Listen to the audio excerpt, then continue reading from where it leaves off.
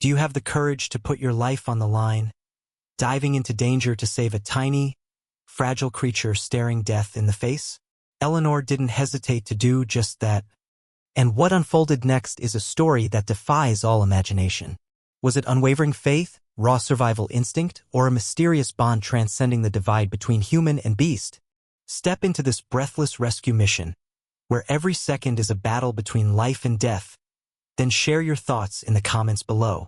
Beneath a sky streaked with the soft pink of dawn, the patrol truck growled its way to the crest of a high ridge in the vast savanna grassland. The engine rumbled one final time before falling silent, its tires crunching over cracked, dry earth, kicking up a thin cloud of golden dust that danced in the scorching air. Eleanor, a woman with her hair tied back tight and eyes sharp as a blade, stepped out first, her heavy boots hitting the ground with a crisp thud. As head ranger with 12 years of experience, she was no stranger to the blistering heat, the smell of burnt grass, and the relentless pulse of this wildland. Behind her, Ethan, a rookie with a mix of excitement and nerves, hopped out, clutching his backpack like a shield against nature's harshness. Like always, Eleanor said, her voice low but commanding, check every sector. Leave nothing overlooked. She raised her binoculars, the metal glinting in the sun, and scanned the sprawling landscape below. The patrol team, besides her and Ethan, there was Jacob, a towering man with a weathered face, and Sarah, a petite but agile woman, followed suit, each taking a corner of the savanna. Before them, the wilderness stretched out like a vivid painting, alive with color and danger. In the distance, herds of wildebeest bounded across the plains, their curved horns peeking through chest-high grass. Closer by, a group of zebras ambled along, their black and white stripes flickering like a giant barcode under the harsh sun. A lone cheetah lurked behind a rock, its gleaming eyes tracking prey. But it wasn't enough to make Eleanor pause. Routine, she muttered, her tone flat, like reading a report. Then her binoculars swept over another area, where a pride of lions rested beneath the sparse shade of a thorny acacia tree. 5 lions, 3 females and 2 males with thick manes, sprawled across the parched ground, their pale yellow eyes half-closed in lazy contentment. But something was off. Eleanor frowned, adjusting the focus. The lead lioness, large and majestic with sleek fur glowing orange gold, wasn't still like the others. She stood, pacing heavily, her tail lashing like a whip through the air. Her ears twitched upright, swiveling toward the ridge where the team stood, and her eyes, blazing gold like twin flames, seemed to lock onto Eleanor. What's up with her? Ethan asked, curiosity tinged with unease. He raised his own binoculars, catching sight of the lioness. She looks like she's trying to say something. Eleanor didn't answer right away. She studied closer. The lioness suddenly stopped, lifted her head high, and let out a low, rumbling roar, not the powerful hunting call, but something urgent, a signal laced with tension and desperation. Then she turned, gazing toward a low bush not far off, where sunlight filtered through sparse leaves, revealing a small, huddled shape on the ground. It's a cub, Eleanor whispered, her voice catching as she noticed something wrong. Through the binoculars, it became clear. A lion cub, maybe 3 months old, lay motionless, its pale gold fur streaked with blood and dust. Around it, rusted barbed wire coiled tight, its sharp barbs piercing deep into tender flesh, staining the grass red with every faint twitch. Ethan sucked in a breath, eyes wide. Oh God, it's trapped. Barbed wire, how did it end up like that? Humans, Eleanor replied, her tone icy but her eyes blazing with anger. Old fences. Abandoned traps. The garbage we leave behind always finds a way to kill them. She lowered the binoculars, her face hardening like stone. It's dying. The lioness roared again, louder this time, a plea echoing across the savanna. The rest of the pride stirred, forming a loose circle around her, their eyes fixed on the ridge where the team stood. The air grew heavy, danger crackling in the dry wind. We have to do something, Ethan said, his voice trembling but resolute. If we don't, it won't make it to nightfall. Eleanor turned to him, her gaze locking onto his bright, determined eyes. You know what that means, right? Approaching a pride right in their territory is stepping into the jaws of death. One wrong move, and none of us walk away. Ethan swallowed hard, sweat beading on his forehead, but he didn't back down. I know, but if we do nothing, I won't sleep tonight. What about you? His question struck her pride like a blade. She went silent for a moment, peering at the cub through the binoculars again. Its faint golden eyes, though weak, flickered with a fragile spark of hope, pleading for life. She bit her lip, fear and compassion warring in her chest. Finally, she exhaled, her voice steady as an oath. "All right, we're going down there. But listen, every step, every move has to be precise, or we're their dinner." Ethan nodded, his eyes flashing with a mix of resolve and dread. Eleanor turned to the team, barking quick orders. "Grab the wire cutters and antiseptic. We're moving now." The truck rumbled as the engine roared back to life, rolling slowly down the ridge toward the Pride, where danger and mercy were about to collide in a relentless showdown. When the truck stopped about 30 meters from the Lions, Eleanor signaled the team to stay quiet. She stepped out first, her boots crunching on dry grass, gripping a small pair of wire cutters and thick leather gloves. Ethan followed close, his breath ragged, clutching the first aid kit like a lifeline. Jacob and Sarah stayed by the truck, ready to assist but keeping their distance. The Lion's eyes were already locked on them, invisible arrows piercing the air. The lead lioness stood amid the Pride, muscles taut, her blazing golden eyes fixed on Eleanor.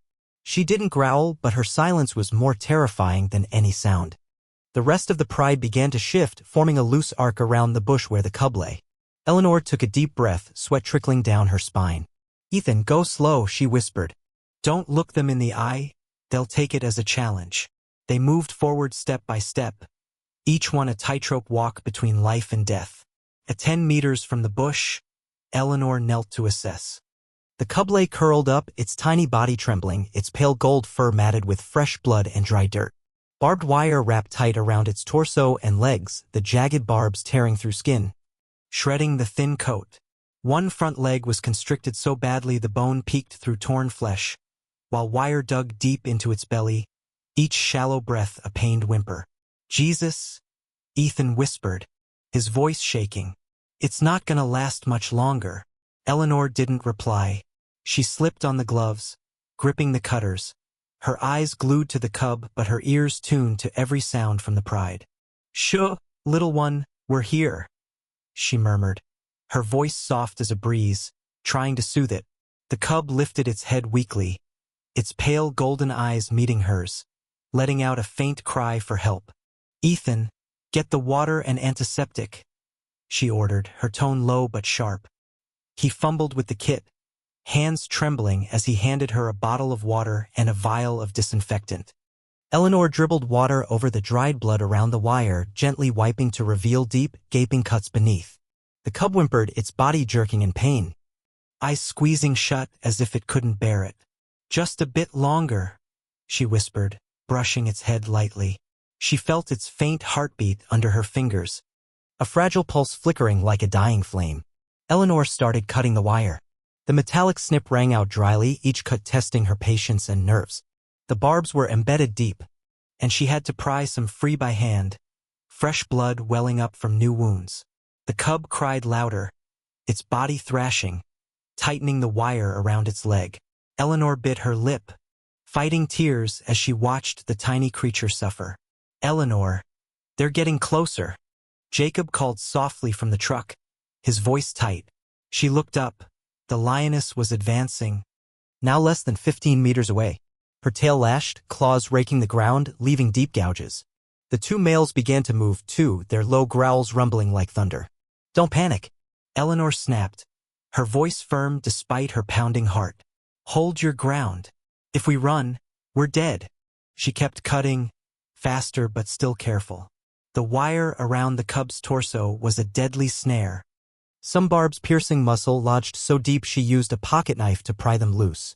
Blood soaked her hands, seeping through the gloves, but she didn't stop. "Ethan, hold its head," she shouted. Ethan knelt opposite her, trembling hands cradling the cub's head. It growled weakly, snapping at him, but its jaws had no strength. "I can't hold it long," he yelled, panic creeping in.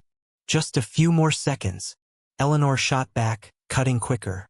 Chunks of wire fell away, leaving raw, gaping wounds on the cub's body. Each snip brought it closer to freedom, and them closer to the edge of survival. Suddenly, a roar shook the savannah. The lioness charged, swift as a whirlwind, claws glinting in the sun. Eleanor's breath stopped, hands still on the cutters, but she didn't run. "Don't move!" she yelled at Ethan, who jumped up, face pale. The lioness halted 3 meters away, hot breath snorting from her nostrils. Her blazing eyes locked on Eleanor. The air was suffocating, time frozen. Eleanor met her gaze, unblinking, unafraid. Only resolve and a silent plea. "Understand, I'm saving your child." After an eternity of seconds, the lioness didn't strike. She lowered her head, sniffed her cub, then let out a low growl, not a threat, but an urging. Eleanor seized the moment, snipping the last wire. Fell away, freeing the cub. It cried out softly, staggering to its feet, legs wobbling from pain and blood loss. "We're not done," Eleanor muttered, her voice low but determined. She glanced at the lioness, her hot breath still close, those golden eyes a wordless warning. "Ethan, open the kit now." Ethan, still shaky, knelt and fumbled open the metal box, pulling out saline, antiseptic, gauze, and a roll of white bandage, setting them beside her. "What are you doing?" It's too weak," he said, his voice cracking with stress. "First aid," Eleanor replied curtly, grabbing the saline. "If we don't treat the wounds, it'll die of infection before it can follow its mom." She tilted the bottle, pouring cool liquid over the deep cuts on the cub's body. It washed away blood and dirt, exposing raw, red gashes. The cub whimpered, twitching in pain, but too exhausted to fight. Eleanor clenched her jaw, her heart twisting at its feeble cries, but her hands kept moving.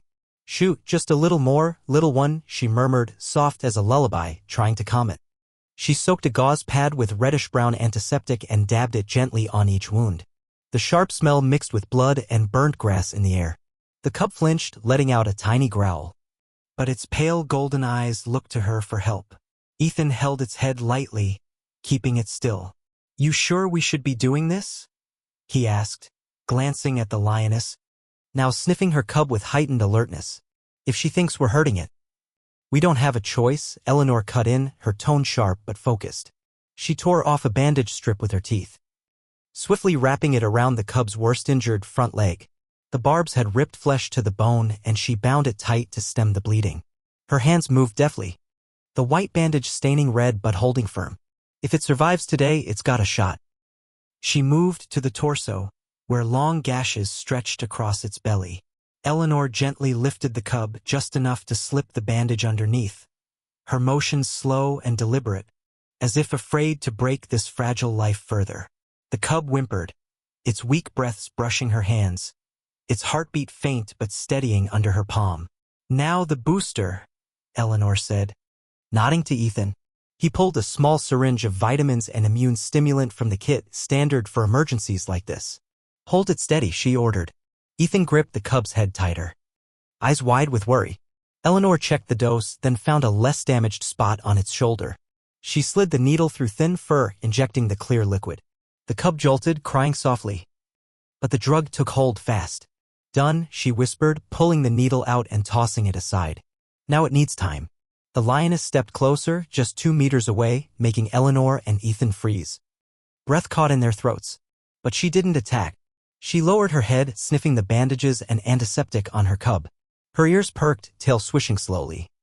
Her golden eyes softening from icy threat to cautious curiosity. An unspoken acceptance. Eleanor rose slowly, signaling Ethan to follow. "Back off, nice and easy," she whispered, barely audible. They retreated step by step, never turning, eyes fixed on the lioness. The cub, though frail, lifted its head, recognizing its mother. It stumbled forward, falling once from its injured leg, then stood, hobbling to her side. The lioness bent down, licking the bandages as if inspecting Eleanor's work, then let out a low rumble, not a threat, but agreement. The pride gathered around them, their deep growls a wild chorus. Eleanor exhaled, sweat and blood soaking her hands, but she couldn't look away from the scene. "Get in the truck," she said, her voice hoarse but firm. "We'll watch from a distance." The team slipped back to the vehicle, Jacob and Sarah climbing in first, while Eleanor and Ethan took the back, windows open to keep watch. Eleanor raised her binoculars, locking onto the cub. It lay beside its mother, still trembling, but its breathing steadied, pale golden eyes wide with a fragile spark of survival. The lioness settled next to it, a paw resting lightly over her cub as if to shield it, her blazing eyes sweeping the truck once more before closing, accepting their presence. Look, Ethan whispered, pointing. The cub struggled to its feet, wobbly but upright. It took one step, then two, its bandaged leg shaking but holding. The lioness lifted her head, sniffed her cub, then licked its forehead, a rare tenderness from a fierce predator.